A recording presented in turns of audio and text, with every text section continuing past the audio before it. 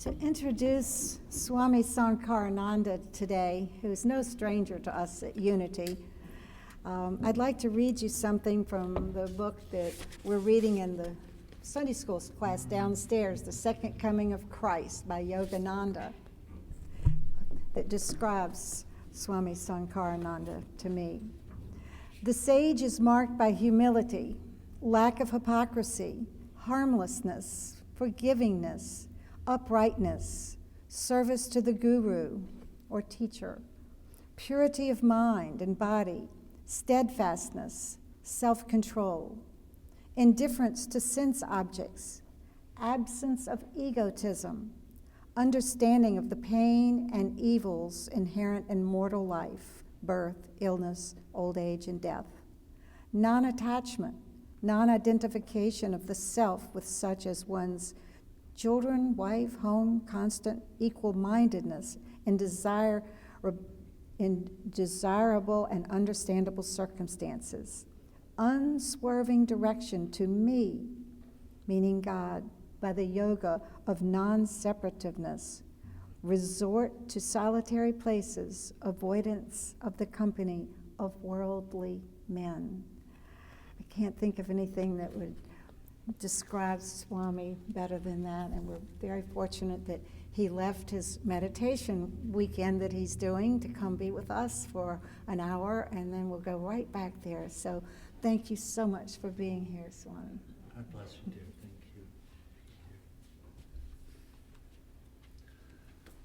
you. Om Namah Shivaya. Good morning. Good morning.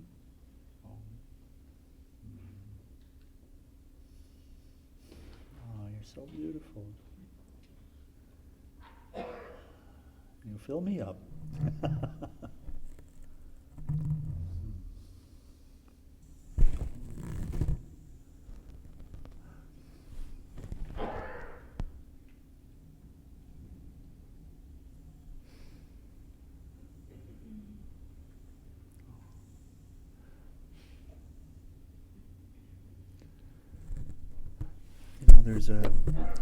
There's a great prayer, one of the most powerful, one of the most needed prayers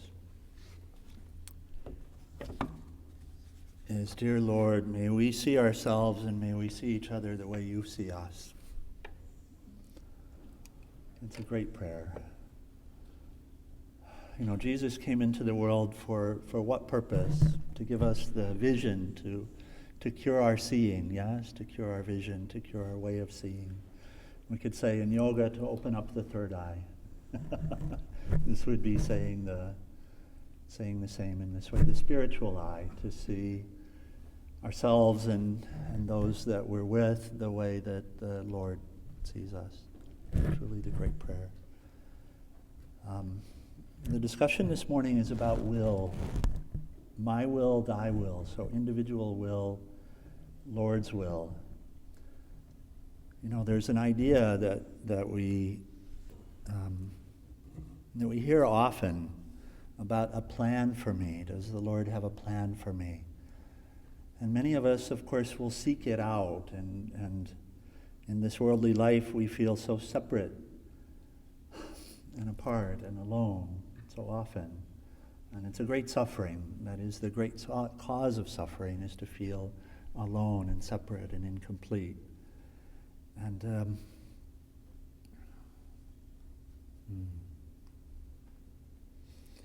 And so the idea comes, what am I to do in order to be complete? Who am I to be with? Where am I supposed to be? And these are ideas that come into the mind. Do we experience these? And then, of course, the mind is also full of ideas, like money will do it, or being with this person will do it, or power will do it, or just being by myself will do it. There are many ideas that are already resident in the mind. If the Lord has a plan for me, and my happiness relies upon knowing the plan and living according to the plan, and if the Lord hasn't told me the plan, and the Lord gives me free will to do as I wish, then that would be a great curse, wouldn't it? If you think about it for a moment, do you see that? If the Lord has a plan for me and I have to function to that plan, come into alignment with that plan, but I haven't been told what it is, right? And I'm wandering here in the desert, and I have some experience wandering in the desert, except I was walking on pilgrimage. But the desert can be harsh if we're wandering, lost in it, can't it? And much of the experience in this world is like that, isn't it? Wandering in the desert alone. Sometimes it feels like that, doesn't it? God bless us all. And if there's this plan and I have to achieve this plan in order to be happy, and there's no happiness for me unless I come into alignment with God's will, if I have this idea of God's will, but God hasn't bothered to tell me, or for some reason has made a game of this life, so that I, right? Does that idea ever come? That somehow this Lord must be capricious. It must not be love after all. It must not really care for me. Because I don't have a clue what it is. Except I know that my happiness relies upon being in alignment with it. That's a curse, isn't it? That's not really love, is it? So something important for us to learn as we look at the topic of my will and thy will is God is not capricious. In fact, this teaching exists in all of the traditions, all of the great traditions. Lord is not capricious. Lord is playful, but not in this way. Not to make fun of us, not to give us intentional hardship. In fact, what we hear is that, and what we come to see, and sometimes we feel it and then we go sometime where we don't feel it. Is this so? What we see is that the Lord really is love, and that we really are being called to greatness. To greatness. You are children of God. You're not something of this world. None of you, none of us, no one here. Not of this world, in the world, not of the world. There are strong ideas about being of the world.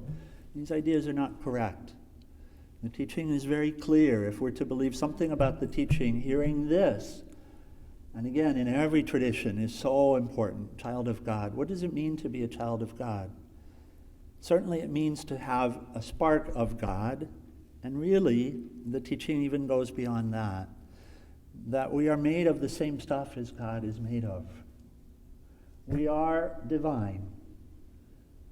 This is why not seeing ourselves and not seeing others is really the curse.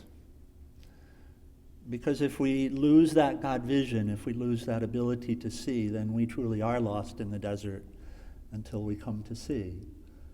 And God's will has to do with this. There's one, and again, common. And over the last few days, I looked at quotes in different traditions related to the subject, and I'll share some experience that was shared with me as well. But in every tradition, it will be said, if there's one fixed, solid will of the divine for us, for each of his or her children, and God is our true mother, father, you know. Somewhere deep in the heart, we really know this. Our true mother, father is the Lord, is Spirit, this absolute, this Satchidananda, we say in the Sanskrit traditions. Existence absolute, knowledge absolute, bliss absolute. Truly that we are of that we are of infinite life, which means that our own nature is infinite life. So clearly not this body, is it? This body's not infinite. We're infinite life. We are of immortality. We are of omnipresence everywhere. We are of omniscience, all-knowing. We are of this. So what could God want for us more than anything else? It comes to mind, does it not? To know it. That will is all encompassing and overarching. Certainly there is other will that we're discovering in this life, but this will is so clearly stated and so needful for us to know to experience, to have some understanding of. When we are wandering in the desert, we're caught up in other ideas, other notions. I want to take three very specific readings and we'll explore them just for a couple of moments. These come from the Bible, and these are direct from Jesus, his words, his inspiration, his knowledge that he shares. So John and Romans. 1 John 5:30. I can do nothing on my own. As I hear, I judge. So this is Jesus speaking. And my judgment is just. So he understands. Because, why? Because I seek not my own will, but the will of him who sent me. So do we hear that? We'll read the others and then we come back and explore the topic a little bit more. John 2:15-17. Do not love the world or the things in the world. If anyone loves the world, the love of the Father is not in them. For all that is in the world, the desires of the flesh and the desire of the eyes and the pride of the possessions, is not from the Father, but is of the world. And the world is passing away along with its desires. Different ways to see the world, but isn't it constantly changing? Constantly passing away, isn't it? Everything constantly passing away. Everything we touch physically constantly passing away. And its desires. But whoever does the will of God abides forever. So again, this concept of will. And one more. Romans 12:1 and 2. I appeal to you, therefore, brothers, by the mercies of God, to present your bodies as a living sacrifice, holy and acceptable to God. We know this is karma yoga in the yoga tradition. To be transformed by the renewal of your mind, that by testing you may discern what is the will of God, what is good and acceptable and perfect. And I want to read this last sentence because it really speaks to this nature of how it is that we truly learn God's plan or the will of God as it relates to me in this life of seeking. The renewal of but be transformed by the renewal of your mind, that by testing you may discern what is the will of God, what is good and acceptable and perfect. So do you hear it speaks to learning what is the will by testing, by trying. So it's clear that there is individual will, and I'll share one more, by the way. This is a quote. My teacher in India, Swami Sankarananda. Prema means love, the divine love, the absolute love, and through grace I was able to be in the presence of this absolute divine love, complete selflessness, complete existence for the benefit of all, and so transformative, this experience.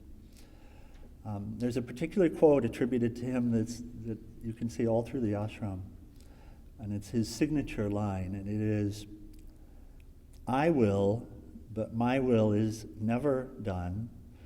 God never wills, but God's will is ever done. So let's unpack this just a little bit over the next few minutes. First, it's so important to hear that God is not capricious, that Lord is not capricious, that there's no one here after us. There's not an intent of the Lord to make us to suffer. There's an intent of the Lord to give us liberation. There's an intent of the Lord to bring us into the light, into love. Is this not consistent with any teaching you've ever heard? Is it? Can you say? Yes? This is the intent. There's a question of faith there in terms of whether we have any faith, but if we're to have any faith, have a little bit of faith in that. Right? Because that faith in that will bring us out of the darkness. If we can hold on to that, It brings us to when we suffer, it brings us to an understanding that I'm missing something here. There's something I'm supposed to understand, and I don't get it. And I've taken a lot of time from that perspective. And it's a very fresh perspective, I have to tell you. Because it allows us to begin to see life as a child once again, instead of a jaded adult who has all the answers and is sure that the world is supposed to work the way I say it is. So this will is firm, it's fixed. We can put it in the bank. This is a statement, it's also truth, and it's something we can discover in our lives. So then what is this my will, thy will? If thy will is for me to discover myself, why not just do it and be done with it? And here's the thing, because we've been placed in this world, and by being placed in this world, we could say we've forgotten our essential nature. Why? Because it's so loud in this world, isn't it? It's so noisy in this world, isn't it? There's so much stuff happening all the time, isn't there? All the time. So much drama, isn't there? If the truth is in the silence, if your own essential self is within the silence, if even the remembering of who you are is in the silence, be still and know that I am God. If all of that is in the silence, being still, then what's the issue here? The issue is I've gotten distracted, I've gotten disturbed, yes? So Lord's will is for us to know the truth, but we've come apart from it. We've come apart from it because we've gotten distracted. So now how to find my way back? And now we're in contingent affairs. We're in the process of transforming the mind, bringing silence into the mind so that we can hear and see the truth. There's only one thing required in order to see and hear the truth, because you are the truth. Anything that tells you to the contrary has to be stilled, it has to be quieted. And where is that data? Where is that information saying that you are something other than? It's that idea, I am alone, I am incomplete, I am separate, I have to do this, I have to do that, I have to be here, I have to be there. It's this mind caught up in the state of delusion. That's what it is. And right here we actually have essential teaching of yoga beautifully, and how to come out of it. So I have my will. What does my will mean? It means I can assert. I can make decisions and I can assert. Now what is God's will? Well, God's will is expressed because when I assert, what happens is God's will.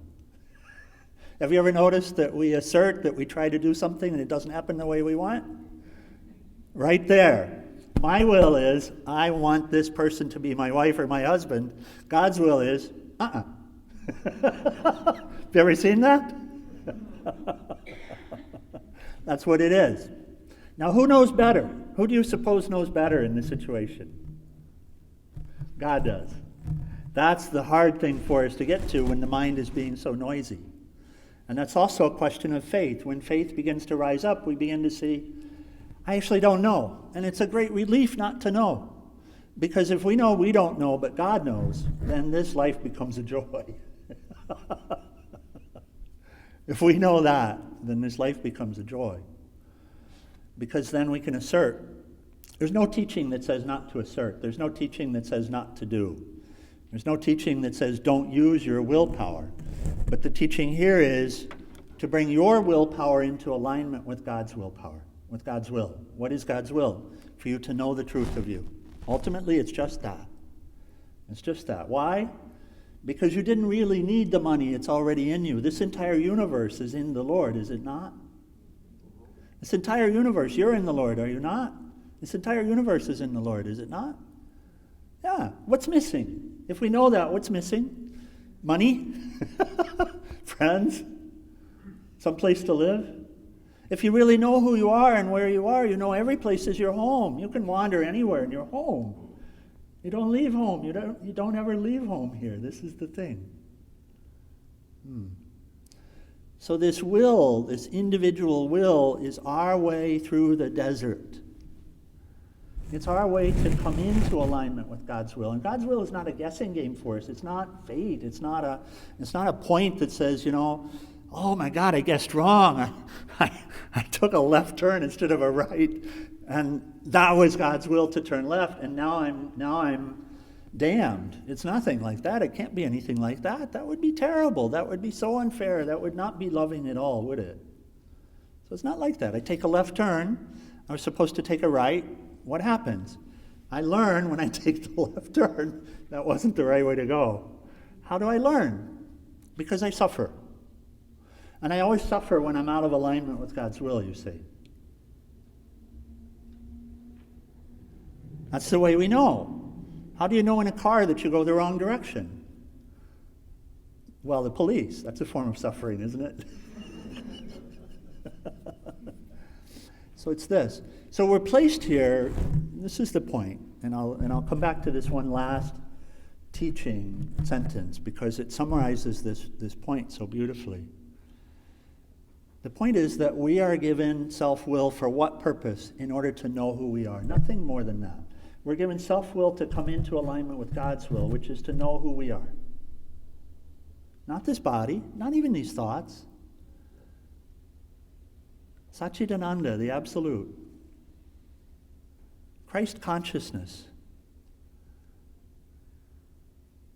Child of God. All these are big words, but they're true.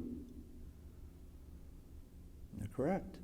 So we're given self-will in order for that, no other purpose. And of course we try other things with it, and it's fine.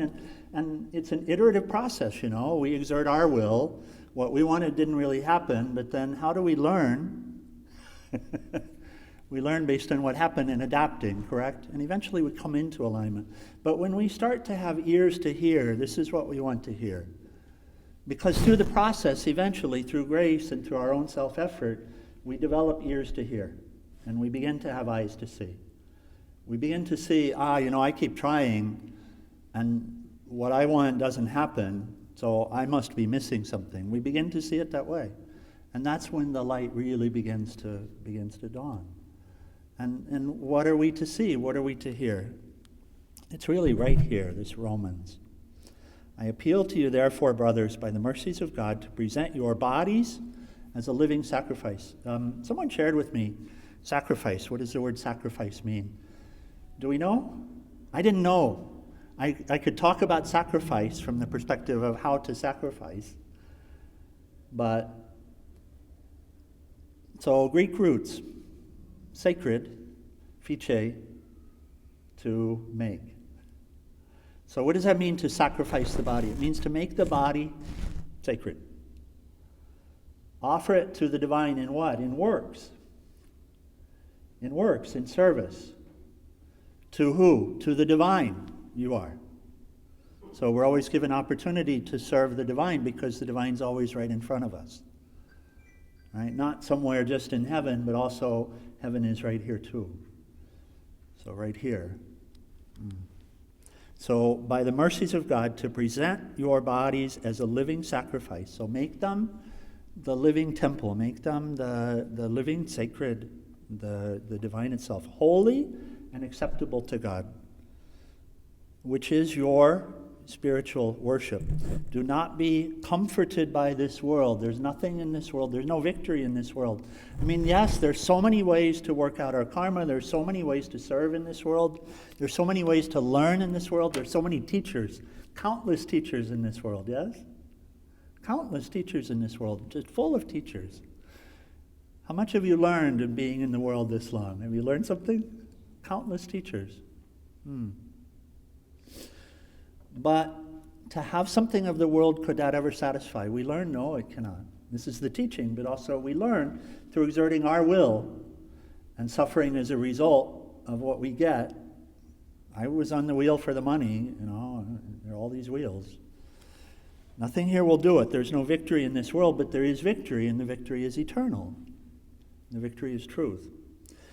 But be transformed by the renewal of your mind, that by testing, what does that mean? I exert my will. I do my best when I really start to learn. I do my best to be in alignment with God's will. What does that mean? Well, the virtues will be in alignment with God's will. So I do my best to love, I do my best to be kind, I do my best to be compassionate, I do my best to be forgiving, and I act, and I'm talking about the personal, I'm saying, how do we approach this? This is what we do. If we want to come into alignment, we try to act in alignment with God's will. And we know God's will is love, kindness, yes, acceptance. So we do our best to act in them, and then we see what happens. And this is the test.